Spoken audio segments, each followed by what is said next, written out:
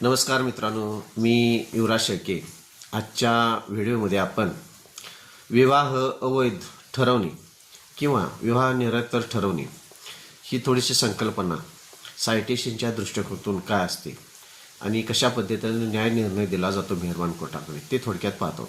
मित्रांनो, पतीनं जर एखाद्या स्त्रीची विवाह केलेला असेल आणि पतीची संमती जर बळजबरीने घेतलेली असेल आणि पत्नीनं जर तिची मासिक पाळी नियमित होत नाही हे लपवलेलं असेल किंवा मासिक पाळी होत नाही हे लपवलेलं असेल आणि जर तिनं दुसरा विवाह केलेला आहे हे सुद्धा जर लपवलेलं असेल आणि जर चुकीच्या पद्धतीनं बळजबरीनं जर पतीची संमती विवाहाला जर घेतली असेल असे जर निदर्शनास मेहरबान कोर्टाच्या आल्यास मेहरबान कोर्ट असा विवाह अवैध ठरवू शकतो.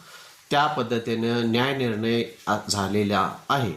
त्यासाठी सायटेशन प्रीती किशोर राजपूत विरुद्ध किशोर भिकनसिंग राजपूत 2010/1 ऑल EMR 836 सदरचं सायटेशन प्रमाणे सदरचा विवाह हा कायद्याच्या दृष्टिकोनातून निरर्थक अवैध ठरवला जातो.